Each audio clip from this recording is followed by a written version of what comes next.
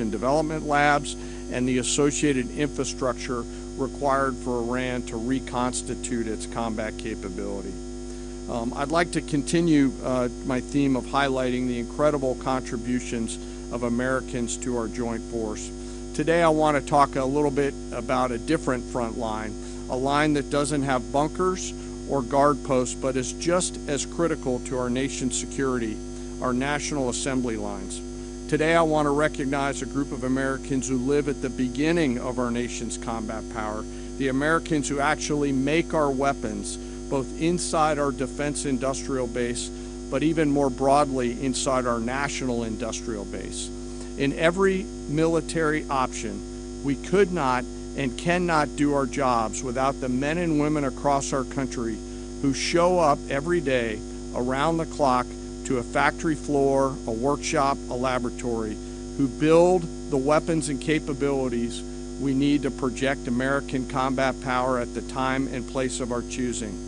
These great Americans, and I've had a chance to spend some time with them when I was in the private sector, are the core of American combat power.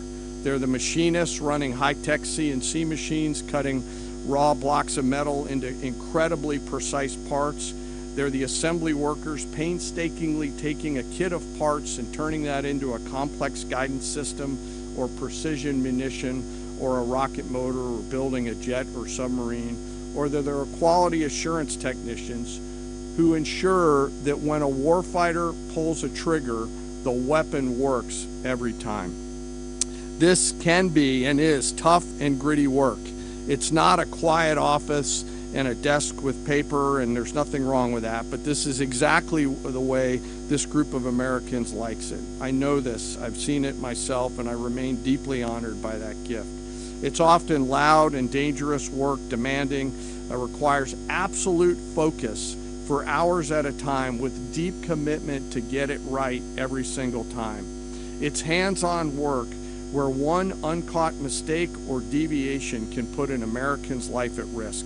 A single misplaced wire, a microscopic flaw in a weld, incorrectly calibrated sensor could mean the difference between mission success or mission failure. The difference is measured in the lives of our sons and daughters who we put out around the field and on the field of battle.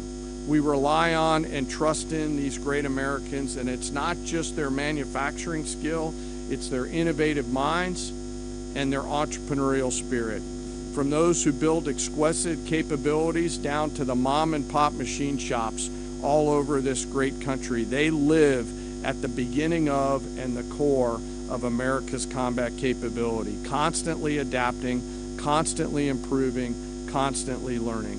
And there are examples of this throughout history and current days, to include building things like the F-117 stealth fighter, the B-2 stealth bomber, making our combat capability undetectable over the enemy, to today's B-21 and F-47. It's work like in the shipyards of the East Coast and Northeast side of the United States that go out and build America's nuclear submarines that allow us to patrol around the world at the time and place of our choosing.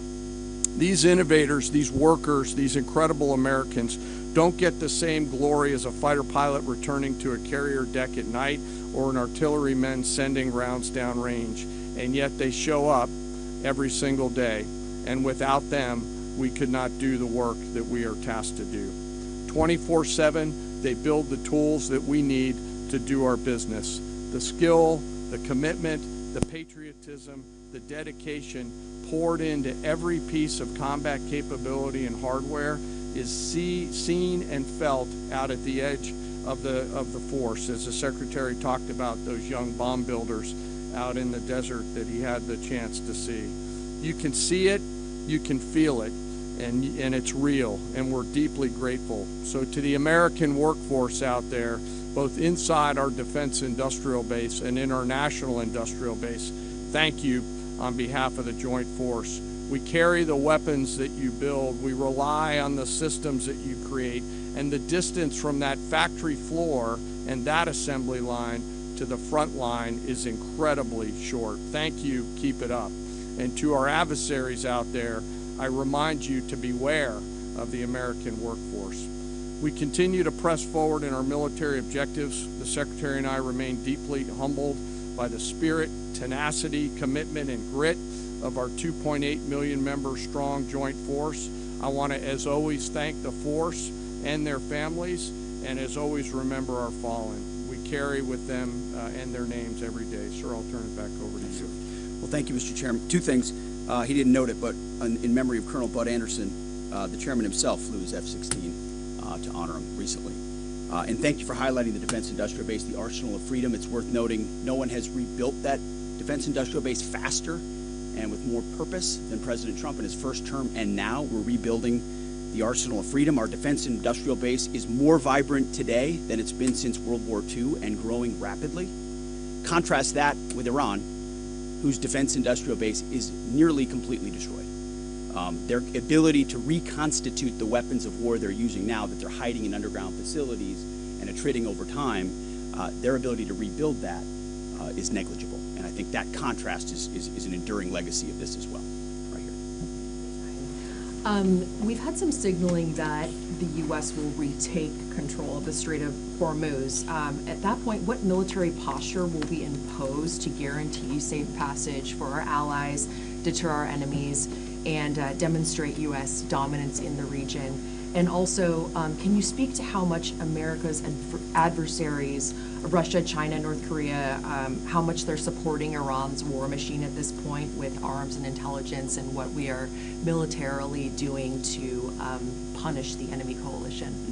Appreciate both questions. On the Strait of Hormuz, there are many more vessels flowing through today than there were, as the President has arranged. The President's been clear to Iran, open it for business, or we have options, and we certainly do. And when you look at what the Chairman laid out with the Navy Industrial Base, with coastal cruise missiles, with UAVs, with counter-mine capabilities, we've been focused from the beginning on attriting and defeating those capabilities and limiting their options.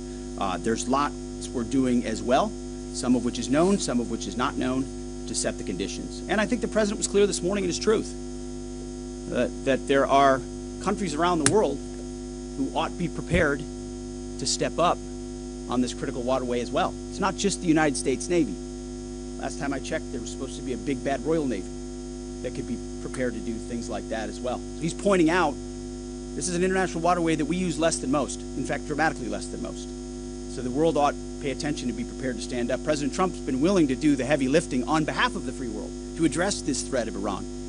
It's not just our problem set going forward, even though we have done the lion's share of preparation to ensure that that strait will be open, which is an outcome the President's been very clear on. As far as Russia and China, we know exactly what they're doing, what they are or are not doing. We don't have to air publicly what all of that is, but where necessary, we're addressing it, we're mitigating it, or we're confronting it head on. I don't know if you have anything you want to add. No, sir, I think you covered it.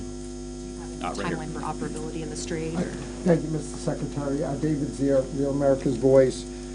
And I witnessed that enthusiasm on the lines and our submarine builders and the ironworks. It's unbelievable. But I just wanted to ask you, what's the status of the delivery of any hardened bunkers for additional protection for our troops? And without getting too specific, what kind of measures are we taking to protect some of the larger, more strategic aircraft like the Sentry and other? Well, it's a great question. I'll say what I witnessed where I went was a completely locked-in discipline of bunker use and bunker improvement. So from the beginning, as we stated very clearly, the first thing we did was set up a defense and make sure our defensive capabilities were maxed out before any of this even started. That included fortifications as much as possible, but it also included disbursement. If all of our people are in one place, you could imagine why that's a big problem. So dispersing is part of that defeat. Alongside that disbursement is more and more bunkers. And I can tell you, talking to base commanders, talking to our allies in Israel, talking to others, rapidly fielding that and then improving those positions is a theater priority, no doubt, as are the air defenses and the layered air defenses. It's not just Patriots and THAADs, it's fighters and defensive caps, it's other kinetic defeat systems, it's electronic warfare.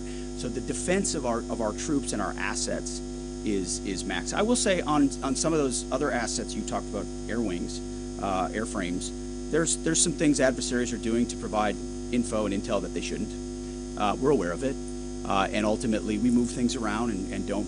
One of the biggest principles you learn in the military is to not set patterns, predictable patterns, and so commanders are working hard to adjust in real time with those systems and make sure they're in the right places and not easily targetable. Jillian. Thanks, Mr. Secretary. The U.S. and Iran appear right now publicly to disagree about whether there are these negotiations ongoing. What impact does that have on military strategy? Does it have any bearing at all? And General, the President wrote yesterday that the U.S. might destroy Iran's electricity generating plants and oil wells. Those are his words before ending this operation. Is there a way to do either of those things without seriously jeopardizing or seriously harming civilians? So on the talks, I can tell you, having been with Steve and Jared and the Vice President and Marco and many others yesterday, they are very real. They are ongoing. They're active. And I think gaining strength. And we appreciate that. As I said in my remarks, we would much prefer to get a deal. If Iran was willing to relinquish material they have and ambitions they have, open this, great, that's the goal. We don't want to have to do more militarily than we have to. But I didn't mean it flippantly when I said, in the meantime, we'll negotiate with bombs. Our job is to ensure that we compel Iran to realize that this new regime, this regime in charge, is in a better place if they make that deal. And so we'll continue. We're working hand in hand, but the primary effort is a deal. We want that deal to be accomplished if at all possible. If not, then we're prepared to continue. What happened Go ahead, Mr. Chairman. Yeah, thanks for the question. We're always thinking about those considerations and develop options to be able to mitigate those risks pursuant to the normal practices that we do in the military. So. Thank you, Mr. Secretary. I know you slightly addressed this already, but just on the Strait of Hormuz, is opening the strait an essential objective to Operation Epic Fury, or is that the job of those other countries? And then secondly, without asking you to comment on things that you can't talk about, what is your message to Americans who love the president and strongly believe in him, but are very worried about this notion of boots on the ground? Well, first on the Strait of Hormuz, our core objectives from this podium, from day one, from me, from the chairman, from the president, from the vice president, from Secretary Rubio and others have been clear.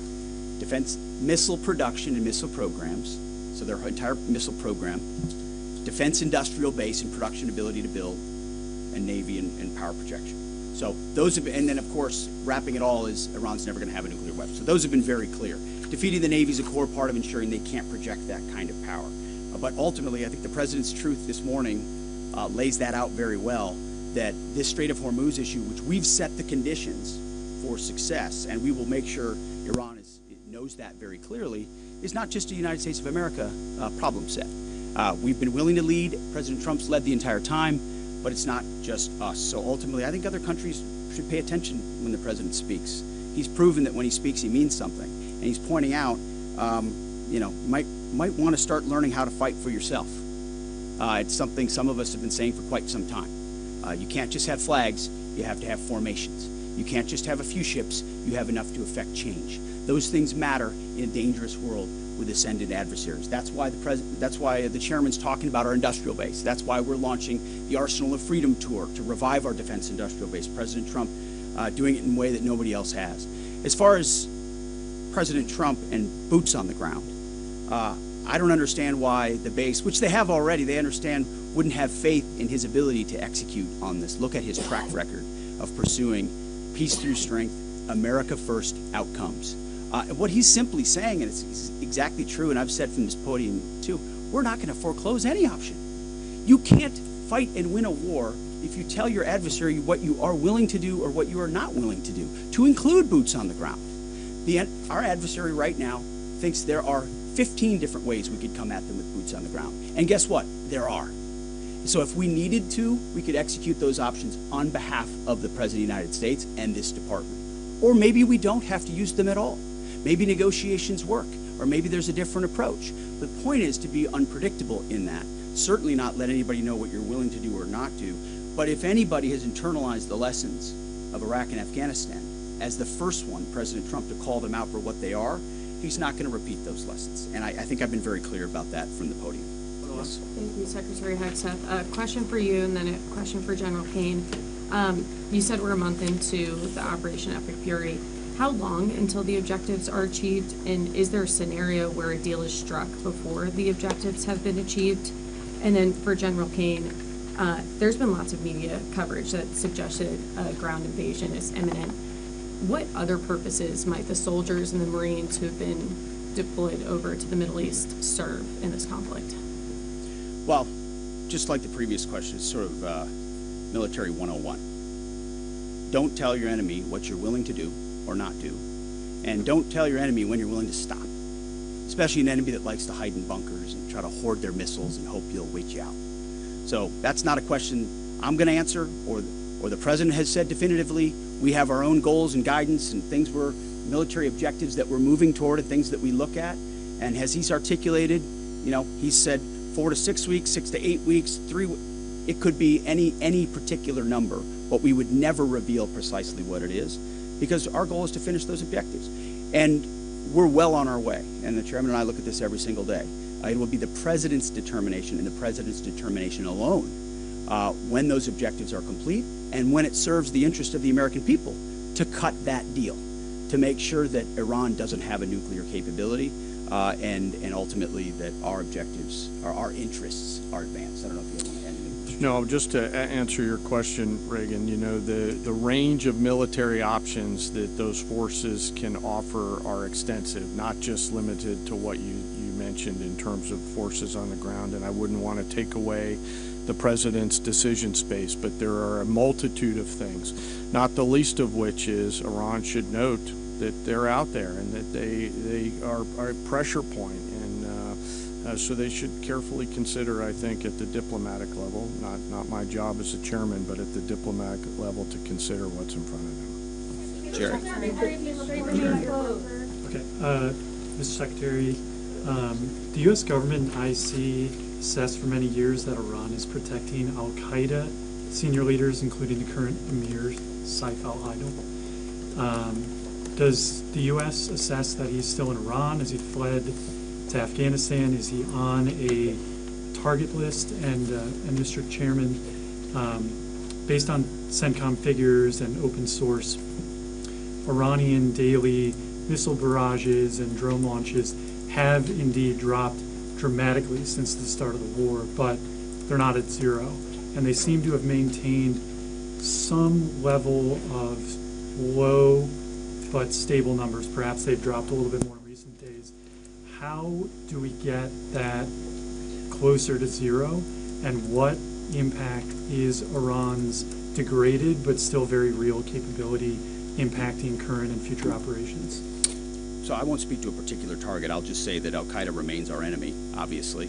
And there are a lot of people on our target list in Iran. And if they were to be harboring al-Qaeda, they would certainly fit that list. Just quickly, the mobile targets that they have that we continue to service, as the Secretary talked about, the 200 hits that were done last night, that's one component of continuing to lower that. The second and more long-term impact that we're having is the strikes against their defense industrial base at scale, which will not allow them to reload after that. So we do continue to see a trend down. They are still shooting, and we do continue to exert significant pressure against both sides of that system. Mr. Secretary, thank you for the question. Do you still believe, you said previously that the Iranian leadership would surrender? Do you still believe that? And is the United States still committed to NATO's collective defense? And to Chairman Kane, could you give us a sense of your thinking about the legality of striking desalinization plants if the president were to order that? I will just say that any mission that ends on our terms, you want to call it a surrender, call it a defeat, call it what you want, we remain committed to it. A conflict that ends on our terms and the president's terms. There's no doubt about that. And as far as NATO is concerned, that's a decision that will be left to the president. But I'll just say a lot has been laid bare. A lot has been shown to the world about what our allies would be willing to do for the United States of America when we undertake an effort of this scope on behalf of the free world. These are missiles that don't even range the United States of America. They range allies and others. And yet when we ask for additional assistance or simple access basing and overflight, we get questions or roadblocks or hesitations.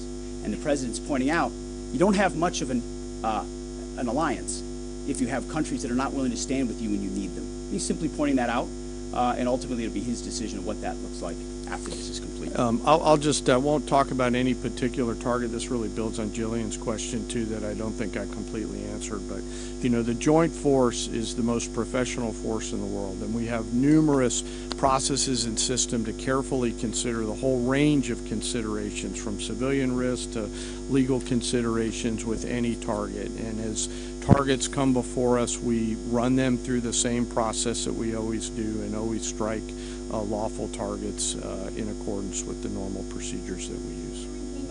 No quarter, no mercy for enemy combatants. As ISAF has said. Thank you, Mr. Secretary. Thank you, sir. Thank you, Mr. Secretary. Thank you. I appreciate it. On Sunday, President Trump said that Iran's first regime was all destroyed and the second one is mostly dead. The third regime that we're on right now has been much more reasonable in negotiations. Do you agree with that assessment and why? I would defer to the negotiating team there. They're the ones talking to him, but they're getting a back and forth on terms, which is a productive development. We stand right there next to our negotiating team, always willing and prepared to put them in an even better position. Thank you very much. I appreciate it. Thank you.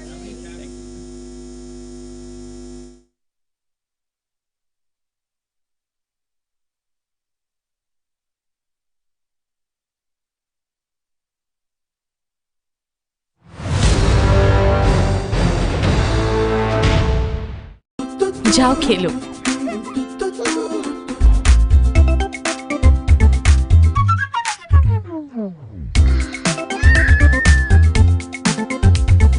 मैं भी अपने बच्चे को active देखना चाहती हूँ। इस उम्र में बच्चों को एक्टिव रहने के लिए बोन्स का स्ट्रॉन्ग होना भी जरूरी है। मैं इसे देती हूँ Nestle lacto grow with active grow, जिसमें शामिल है प्रोबायोटिक्स और खास न्यूट्रिएंट्स बच्चों की ग्रोइंग बोन्स के लिए। Nestle lacto grow active with active grow. Nestle new Sunsilk black shine, जिसमें है वीटा ग्लॉस। सिर्फ शाइन नहीं, gloss shine. Hair fall control with arginine complex. No hair fall? Love it. Thicker and longer hair with Kera protein. Hairstyle for every vibe. Silky smooth with amino silk. Just sway.